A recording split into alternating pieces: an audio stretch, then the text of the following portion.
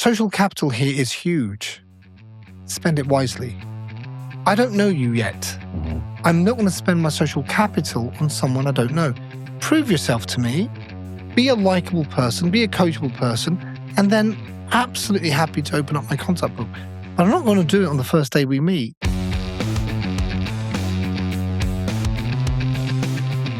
This is the Startup Junkies Podcast. Welcome to another episode of the Startup Junkies Podcast. Thanks for tuning in wherever and however you're tuning in with us. My name is Caleb Talley. I'm a member of the Startup Junkie team, and I am hosting solo today, but I'm joined by our old friend, Permjot Valia. How's it going, Permjot? Good afternoon. Great to see you again, Caleb, in beautiful Arkansas. Glad to have you here. And our new friend, Ross Webb. How's it going, Ross? Doing great. Also really great to be back in Arkansas. Awesome. Well, as our founder and patriarch Jeff Amrine would say, we'll start with kind of your Marvel origin story. Permjot, you've been on the Startup Junkies podcast before, but for our listeners and viewers who have forgotten you, which is hard to do, I'm sure. Tell us a little bit about your background. What is the Permjot origin story? That's a really interesting question, and I really don't like talking about myself. But basically, I'm a salesperson. You have a mic in front of you. You have to. Yeah, I absolutely have a microphone. Will speak. I've never met a microphone I didn't fall in love with. A salesman, born and bred, and then got into startup activity. And have been visiting Arkansas since 2010. And it's been a joy ever since. And it's great to be back this time with Mentor Camp. And I think this is the third time we are doing a Mentor Camp in Arkansas, which is fantastic. I'm excited because it's the first time I will have the opportunity to participate in a mentor camp. COVID ruined the last one we tried to do. It did. And this is why it's so exciting to have our third guest, Ross Webb, who is a returnee to Mentor Camp. Yeah, it's great to be back. Thanks. It's really good to be an alumni of Mentor Camp. Yeah. And a returnee to Northwest Arkansas. Hell yeah. So Ross, tell us a little bit about your background and what brought you back, besides Permjot, what brought you back to Northwest Arkansas? Besides Permjot, it was Jeff, I guess, as well. You mentioned Jeff, so we'll give him some credit there. But I'd done a couple of mentor camps with Permjot. Really loved them. Really loved the people we were working with, the stuff we were doing. I thought that was great. I'm from a little bit further afield. I'm from the bottom of Africa in Cape Town. I live in London most of the time. But for the last, since 2017, I've really been focused as a product manager, an AI product manager and developer, places like Amazon, Just Eat, Takeaway.com, and a whole bunch of startups outside of Cambridge in the UK, and a load of other places, yeah. And speak to a little bit about some of that work, and understand you've been in that field for kind of longer than what others would assume to be this time frame of the AI boom, would be. Speak a little bit about what you've seen in that space and why it's the work you've been doing there. Yeah, so I guess we were creating our first AI kind of little apps using natural language processing in 2017. And I saw at that company that I was head of product at, we were getting like 3,000% return on ad spend for the things that we were doing. And we created a product and it went from 0 to 50 million in revenue within 9 months of launching it. And it wasn't all to do with the AI, the chatbots and stuff that we were doing at the time. It's a small percentage of it, but it just like opened up my mind to what could be done. I'm really lucky to have an uncle who's like 90 in Montreal, and he's done like 2 PhDs in AI going back like, 20, 30 years and things. But I've always been interested in that. And then seeing how that's been applied at public organizations where I was, at the time, even before AI, it was, I was director of product for machine learning. And really what I was doing is just creating algorithms. And that sounds really fancy, but really what it meant is no one had a clue what I was talking about. Now I can actually talk to people about the stuff we were doing. They go, oh, it's like that AI stuff. I get what it is, yeah. And so, Permjot, what about Mentor Camp? Or I guess let's go back to when Mentor Camp really when was the first Mentor Camp? And elaborate a little bit about what that even is. We talk about it being the second one. Sure. And I know a lot of your listeners are entrepreneurs or people with entrepreneurial leanings. I'll just, if I may, if you'll indulge me, let me tell you the origin story of Mentor Camp. Absolutely. So I took part in a mentoring event in London, and it was awful. It was really, really terrible. And at the time, Heineken, the alcohol company, they were doing these adverts in the UK that all said, we don't do banks, but if we did, and they showed beautiful banking where you just walk in and you say to the bank manager, Hey, I'd like to borrow 100,000. Oh, that won't do. Have 500,000. Oh, don't worry about the paperwork. And they said, we don't do banking, but if we did, this is what it looked like. And they kept doing these adverts about we don't do football, but if we did, this is what it looked like. And I just asked myself, what if I took that mentoring event and did a Heineken to it? Mm-hmm. I really asked myself, how would Heineken do a mentoring event? And that was what MentorCamp became, where my big disagreement, and a really good way to think about strategy for startups is, what is your disagreement with the rest of the market? Whereas most of the market do mentoring events, where the startup is the client, my disagreement was that my client is the mentor. Because I fundamentally believe there are very few great mentors of the caliber of Ross. We've just heard a little glimpse of why he is such a brilliant mentor to bring to Northwest Arkansas. So my ethos is people like Ross are rare. Startups that need Ross's help are not rare. So to me, the client is the mentor and the mentor experience, not the startup. The startups get more out of it because of that disagreement. Mm-hmm. So that's the origin story. The first mentor camp was held in Nova Scotia, Halifax, where I now live. We've now done mentor camps in actually Cape Town. We've done Istanbul. We've done a few in Canada. And this is the third we're doing in Northwest Arkansas.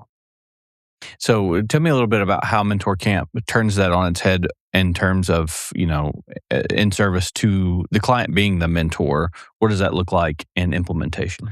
It means that you really take care of a client. You make sure they have a great experience. Little things like, the attention to detail you and the Startup Junkie team like Grace, Danny, and you have put into this, where hotels are booked, flight, someone is picking them up from the airport, where everything is taken care of, where we don't want them just mentor startups. We want them to fall in love with Northwest Arkansas. It's interesting that Ross has come back, and last time he was here, he met Brian Finton, who actually runs this studio, and Brian came and said hello to him, and it was really great to see these friends who haven't seen each other for 15 years connect like that.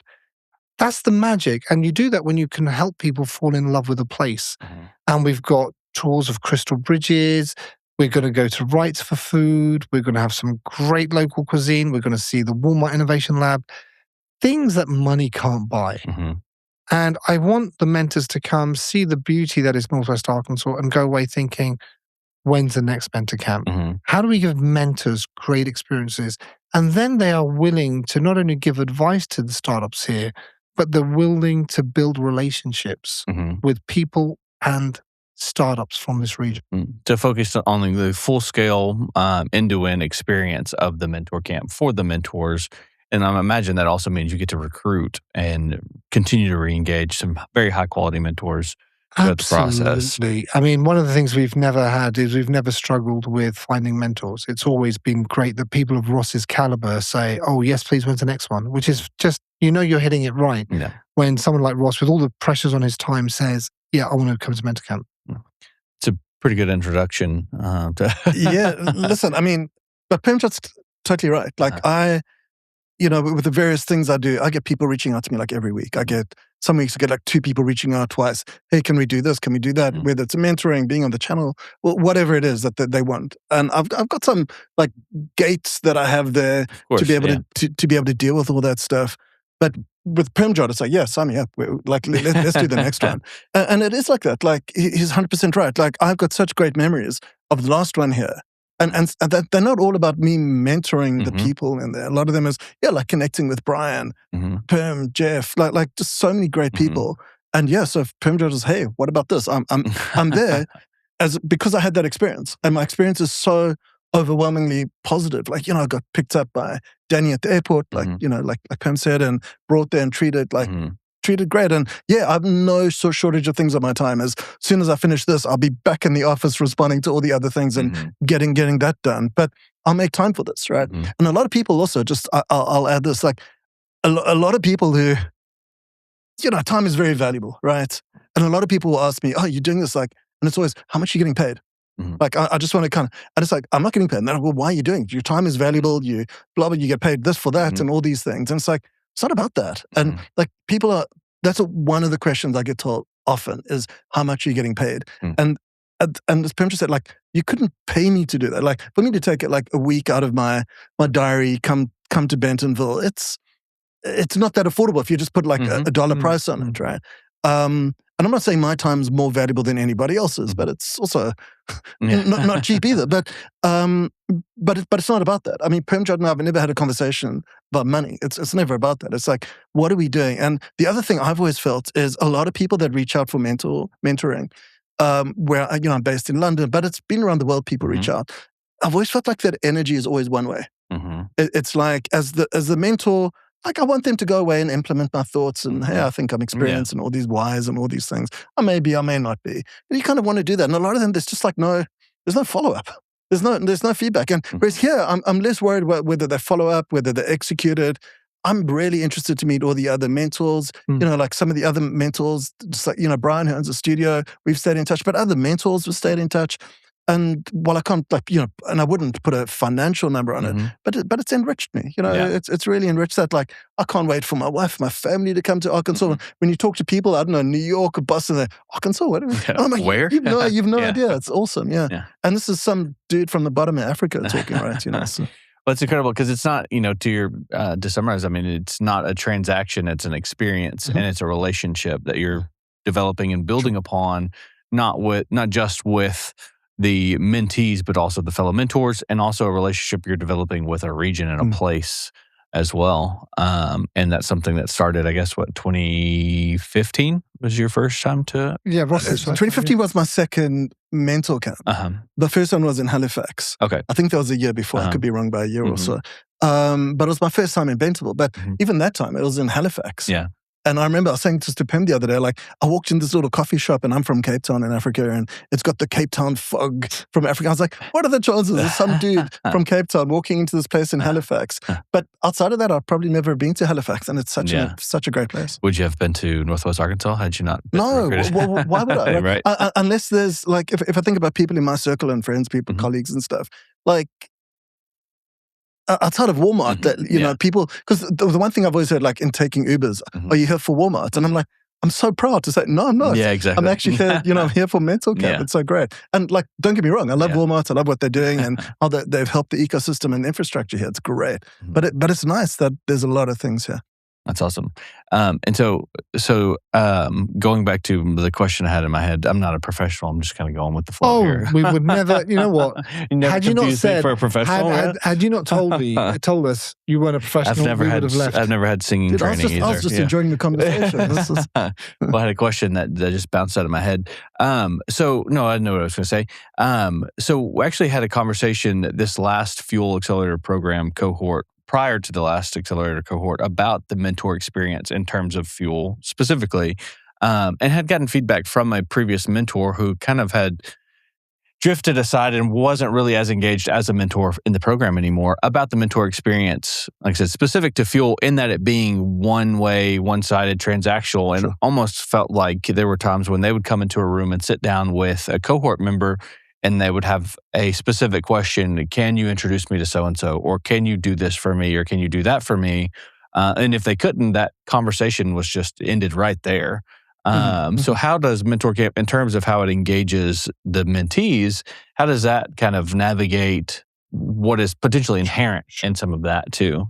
So one of the things I would actually advise mentors to not do is I would advise them not to open up their contact book. I would actually say that people who ask mentors, can you introduce me? No, I can't. And that is because, and people from Arkansas know this, you have this tremendous asset, more so in other places that I've visited around the world, including North America. Social capital here is huge. Spend it wisely. I don't know you yet. I'm not going to spend my social capital on someone I don't know. Prove yourself to me. Be a likable person, be a coachable person, and then absolutely happy to open up my contact book. But I'm not going to do it on the first day we meet. Come on, let's be real here. It's an unrealistic Take task. me to dinner first, right? Totally, whatever you want to use, whatever story you want to use. But you gotta get to know people. Yeah, you gotta get to know, build trust. I need to know that you won't let me down. Yeah. In front of my network. The Startup Junkies Podcast is brought to you in part by Arise. Arise helps Arkansas tech and tech-enabled startups grow with no-cost coaching, capital navigation, and expert connections so founders can scale faster. Learn more at arisearkansas.org. And Ross, going in and mentoring and participating in places outside of your norm, how has that experience been like with those mentees, those founders in these new locations in Bentonville, circa 2015 or Halifax or wherever? How was that engagement with these, strangers essentially? Really, really good. But I think as Permjot was alluding to, I think you can learn really quickly when it's going to be transactional. When someone's coming to you and going, I'll do this and you'll do that. Just to step out of that. Like I mentioned earlier, I've got this gating system where people will reach out to me like every week. And, I had cancer and there's a cancer charity that really helped me out. And my little gating system is, hey, donate some money to that charity. Here's a link. I don't care how much it is. It could be 10p, £1, 50 cents. It could be £100. I don't care about the amount. I really couldn't care less. But if you're willing to do that, I'm willing to, then there's more of an energy exchange. Because a lot of people kind of reach out and go, and I'm just trying to give you like a transactional example now. And this has got nothing to do with the mental camp, by the way. This is just how I look at that energy exchange, right? And a lot of people kind of like, hey, can I buy you a coffee? Can I pick your brains? And I'm like, look, if something's going to take me away from time, say with my daughter or something, and I'll say, hey, this is basically like unpaid consulting, right? And they're like, oh, no, I just want to get your opinion. And I'm like, okay, cool, that's fine, no worries. Happy to give you my view, whatever. Happy to do whatever I can. I need to know that I can trust you. So, hey, just this is something that really helped me out with my cancer. Donate $1, donate. And some people get really upset with that. And they get really, I didn't want to blow. And it's like, that's cool, man. Like, we're all good. Yeah. Like, you've got your thing, I got my thing. And other people are like, that's amazing. I donated the $1 and like, they'll go, do you want me to send you like a proof of payment? I'm like, I trust you. You said you did it. Like, and if you're going to lie, well, that's on you, you know?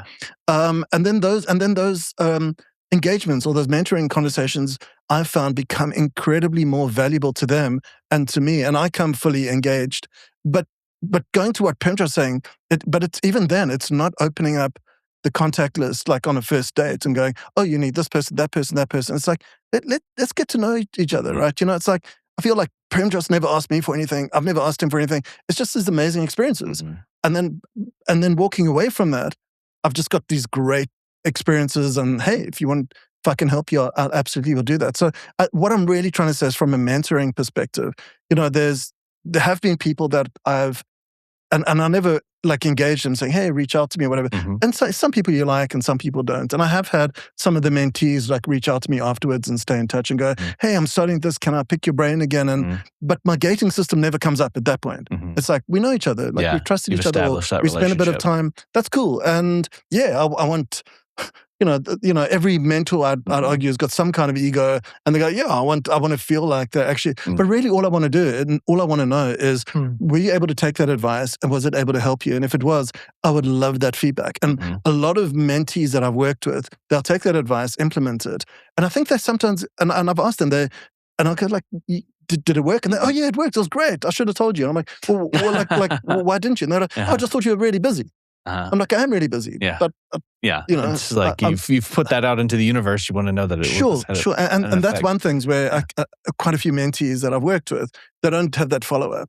That they don't go, actually, that worked. Or, hey, Perm, that idea was fantastic, dude. Like, let's do this. And it's like, I think similarly, we see so many people come through the door at Startup Junkie just from the core level in terms of our one-on-one consulting that we do at the ecosystem. There will be conversations. I have a million conversations. I don't know that necessarily I have anything I say has had any sort of impact or they've taken that advice or, sometimes I come away from a consulting meeting and think to myself, well, that was a dud. I didn't provide any insight. And then I'll get that feedback that you mentioned where I said, the thing you said or this thing that you said or whatever it is really had an impact and I really appreciate it. It just, inflates me and kind of relights that fire almost a little bit too. Yeah, it gives you a bit of energy, doesn't it? Right. Yeah. And I think your vetting system, I think probably also filters out folks that might not be as coachable. We see those people quite a bit too. Sure, we do. Yeah. Sure. So how do you navigate someone besides just telling them to hit the bricks? Someone that is a little less coachable.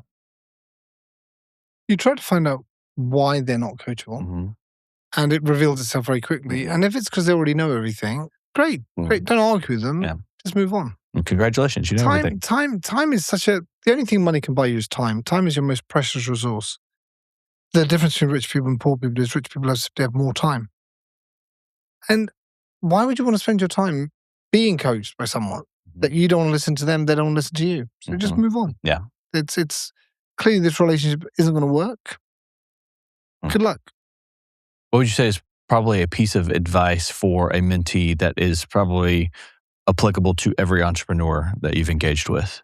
Is there a nugget of knowledge that is broadly applicable? I would say that when you come to a mentoring session, be very clear as a mentee what you want to get out of the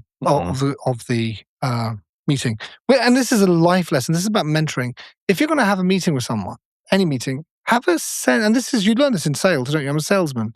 You learn this in sales, that what is your objective? What does success look like? Whereas if you go to a mentoring session with, hey, Ross, I've got this business idea. I want to sell computers on the internet, but you don't need internet access to be able to access the computers, whatever. What do you think of the idea? Now, that is going to be a terrible mentoring session. And yet some people approach mentoring like, I've got this idea. I want to sell running shoes for people who don't want to run. What do you think of the idea? It's like Nike have already cornered that. But you kind of say, well, how can I help with that? Because what you're inviting me to do then is give opinions. What you really want to do is have insights. Now, what you should be doing, and I was working with some students this morning, you should go into a mentoring session with, what are all the assumptions I am making about my business? How do I ask the mentors to disprove or support my assumptions? What do I have to do to gain further confidence in the assumptions that I'm making? That makes for a great mentoring conversation. Or you can just waste Ross's time by saying, hey, I've got this idea. What do you think? Should I make running shoes? Yeah, should I make running shoes? I don't know. If I can add something to, if I think about the mentor camps, like there'll be a few mentors to be able to talk to. And I think a mentee, like for example, I have a lot of specific expertise, right, in specific niches or niches, as you'd say here, like whether it's product management, AI, machine learning, whatever. So if you're coming to me and asking me whether the cover of your, let's pretend people still had DVDs. If you came to me and asked me, is this a great cover for a DVD? I'm like, maybe, maybe, I don't know. Sure. But the other, like what you learn in product management is also, the 5 whys. Why is a good way? And keep asking, and also getting that real initial feedback as quickly as you can. But again, it's, and I might be a mentee, mentor in the product management space if you're looking for those product managing things. But if you're asking me like, hey, you're opening a restaurant and what do you think of this meal? So not your guy. Happy to give you your opinion, give you my opinion of what the meal tastes like, but it's not worth anything. I would argue. Bring out all the samples. Right. Let's see. Yeah. So it's like, if you've got a specific expertise, Permjot's got specific expertise as well that he's built up over the years. And I think all the other mentors have that are here. And I think if you can kind of find out what their lane is, and if that lane can have a lot of impact on you, focus in that. There's a great deal of responsibility that the mentee themselves need to take advantage of. Yes. And go into knowing and understanding and know who they're talking to. I mean, that's one thing when you're pitching. Pitching is always know who you're pitching to, right? But Correct. It's like if you're a mentee, who are your mentors and what do you hope to get, to your point? What do you hope to get out of that conversation? If you were lucky enough to pitch to the Walton family, you wouldn't say, and if you do this, I can make you rich. That is not something that they'll be motivated by, but they would be motivated by other things. And it's your job to find out, well, what would they be motivated by? How can you improve the life of people in Arkansas? How can you improve economic chances, economic development? What is it you can do? So don't assume that everybody wants the same objective. Put the work in, find out what it is they want. And I come back to the same point, which is make sure you're inviting insights, not opinions. And when you ask people what they think of your business idea, you're inviting opinions. Yeah. And everybody's got an opinion and they all stink. Or whatever the analogy is. Let's not go there. All right, now I'm going to ask you to give yourself advice. This is our landing the plane question, as Jeff dubbed it many years ago. as we wrap up, because I know we're kind of tight on time. If you could go back in time, Ross, to give young Ross advice, however long ago, pick whatever point in time in your life where, you foresee this pivotal moment. With all the accumulated knowledge that you have now, what advice would you give young Ross? Stop chasing Rachel. We're on a break. We're on a break. Gen Z viewers won't understand that. Yeah. What advice would I give to younger Ross? Stay constantly curious. And sometimes the technology will catch up to you. Right? Those are two separate things. Be curious on the technology. Because, where tech is right now is just such an exciting space. I remember, the internet in the late 90s and everything in the 2000s. And I used to think, wow, this is amazing.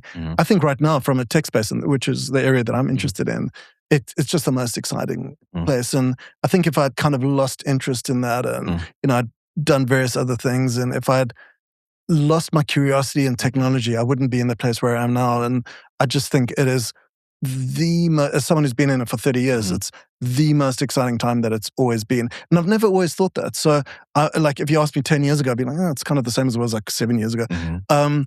But I would say to young Ross, besides we were on a break with Rachel, I would say keep that curiosity and just be curious about people too, not just the technology. And as much as I love the technology, I love the people more, right? So, yeah. First thing I would tell young Permjot is, oh my God, stop using so many hair products. We were on a break. Stop using so many hair products. The other thing I would say is... Why? That's very kind of you, Caleb. Very, very kind of you. I would actually tell myself to relax. Just relax. Enjoy life. I've developed gratitude. It's impossible. I think Tony Robbins says this. It's impossible, with a very different voice. It's impossible to be depressed and grateful. And I wish I had learned many, many years ago what I've learned over the last 3 or 4 years, which is to be immensely grateful. And gratitude leads to a beautiful life. There's lots of pain. There's lots and lots of tragedies that affect everybody. But try to remember the good things in your life. Try to remember the things to be grateful. Try to remember the silly gifts that turn up every day. The silly gifts. And more importantly, would young Permjot and young Ross have listened? No. That's what was it? There's that saying, youth is wasted on the young. Yeah, you can't put a wise head on young shoulders. Yeah. Man. But would I have listened? I would have listened to the hair products from Permjot's hair products. It's interesting you should say that. I remember I got caught up in giving people advice on how to tie their shoelaces. I don't know if you remember this, that a lot of people, shoelaces have come undone, and that's because we've been taught to tie them wrong. So I would always say, let me show you how to tie your shoelaces. I learned how to tie my shoelaces at the age of 47, 48. And what's been incredible is I keep bumping into people all over the world who say, Permjot, I got this great bit of advice from you all those years ago. I said, what is it? Is it the startup? Is it the revenue model? Is it the growth strategy? Is it how to hire great people? No, the shoelaces. The shoelaces has been a game changer. No, I'm not joking about that. I was waiting for the punchline. Yeah. No, I was like thinking this would be a joke. And no, it's true. It's sadly true that people around the world have bumped into me and said, thank you for your advice on tying shoelaces. But I think it just goes to show how simple some of the simplest pieces of advice can have this most profound impact. Sure. Now I just want to know how to do my shoelaces. Yeah, no, I'm just curious now. Exactly. Yeah. It's like I don't ever untie mine. All right. So if there's a call to action, if there's somewhere our viewers, listeners can learn more about any of the projects you're working on, any call to action to our audience. Permjotvalia.com. The other thing I'd say on a serious note is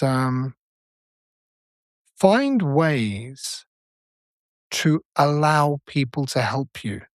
I know that sounds really, really silly, but too many people get in their own way. It's incredible. We've seen this all the time, all of us. One thing we've all seen is people who won't let themselves be helped. Make yourself the kind of person that you want to help. It's great advice. And it's advice that I can take myself. No, Caleb, joking aside, I know we have to, being British, I have to rib you, but no, you've been very, very good at that. I mean, one of the most painful lessons I've learned is growing up from a very low income family. And then as I've moved up, and it'd be a lie to say that I'm anything other than, doing very well at the moment. But one of the tragedies is that when you grow up in a low income family, you have this ethos that I see a lot of new working class New York people have, which is you never ask anyone for help. You never ever ask anyone for help. You don't put yourself in that position. You want to help other people, but you never want to be helped. There's this real pride thing. And what I've learned going up the socio-economic classes, if you want to call it that without sounding too pretentious, rich people and people who are doing well for themselves are unashamedly always asking for help for themselves, for their children. And if there's one piece of advice I want to give kids like myself from low-income families, low-income backgrounds is get rid of this idea that you cannot ask for help.